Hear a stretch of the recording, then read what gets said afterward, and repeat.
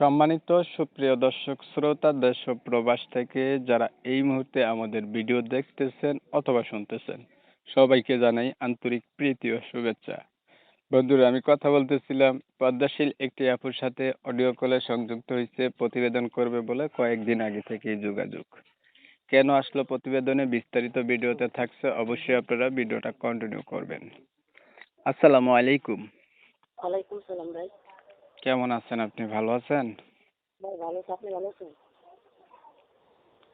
এই তো আলহামদুলিল্লাহ, আমি ভালো আছি। আপু, আপনি প্রতিবেদনে কেন আসলেন? ভাইয়া আমি তো আসছি, আমি মানে আমার ধরেন স্বামী নেই, বুঝছেন? হুম। বুঝছেন, আমি প্রতিদিন আইসি, ধরেন আমি একটু কষ্টিত আছি, জানেন আমার একটা বাচ্চা আছে, ঠিক আছে? হুম। আমার বিয়ে হয়েছে ধরেন 3 বছর চলে, হুম। ঠিক আছে?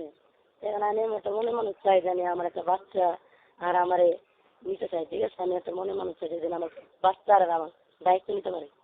আচ্ছা, আপনার স্বামী নাই বলছিলেন, নাই কেন? উনি কোথায় গেছে? আমার স্বামী নাই বলতে উনি মিশাপালি করতো, ঠিক আছে? তাকে মানে ধরেন এই যে এই নিয়ে জ্ঞান জ্ঞান চলছিল, ছাড়াছাড়ি হয়ে গেছে। ডিভোর্স হয়ে গেছে আপনার স্বামীর সাথে, না? হ্যাঁ হ্যাঁ। প্রিয় দর্শক শ্রোতা, আপনারা শুনছিলেন আপুটি হচ্ছে বিবাহিত, ওনার স্বামীর সাথে ডিভোর্স হয়ে গেছে, ওনার একটা বাচ্চা আছে। উনি এমন একটা মানুষ চাইতেছে ওনার বাচ্চা সহ তো ওনাকে গ্রহণ করে, এর জন্য উনি হচ্ছে প্রতিবেদনে আসছে।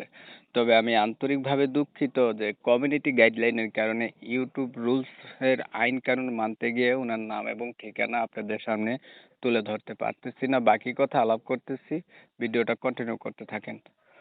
তো ভাই, বর্তমানে হচ্ছে আপনার বয়স কত চলে?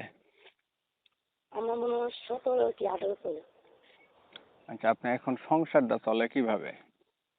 আমি বাসায় কাজ করি ভাই। আচ্ছা, আপনার বাবা মা তারা নাই? ধরেন আমার বাপ নাই, মা আছে।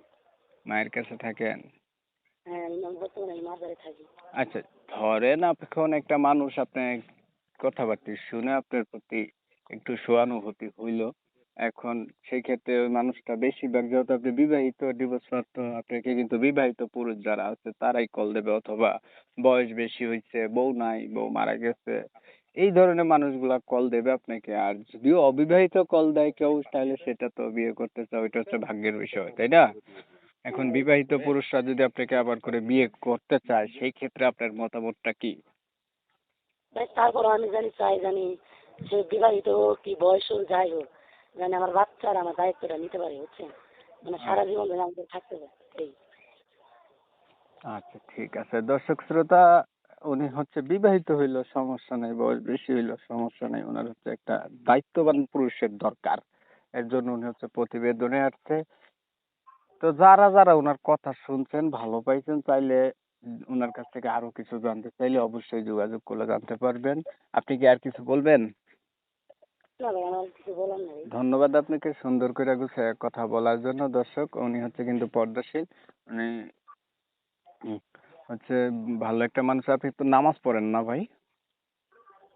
নামাজ পড়ি, কিন্তু ধরেন নামাজ তো পড়ি, কাজের ভেতরে নামাজ পড়তেও পারি না, কাজ কামে থাকি, বলেন নাই। এখন ওনার কথাবার্তা শুনে যারা যোগাযোগ করতেছেন যোগাযোগ করবেন, আর আপনাদের মতামত গুলো অবশ্যই কমেন্টে আমাকে জানাই দিবেন। যদি চ্যানেলটা ভালো লাগে সাবস্ক্রাইব করে রাখবেন। তো অনেক সময় নিয়ে আপনাদের মূল্যবান সময়গুলো নষ্ট কইরা, ধৈর্য ধইরা, কষ্ট করে আমার সাথে ছিলেন, এমএসকে চ্যানেলের ভিডিও দেখছিলেন, এর জন্য সবাইকে জানাই আমার এমএসকে টিভির পক্ষ থেকে অসংখ্য অসংখ্য ধন্যবাদ। সবাই ভালো থাকবেন, সুস্থ থাকবেন। আল্লাহ হাফেজ।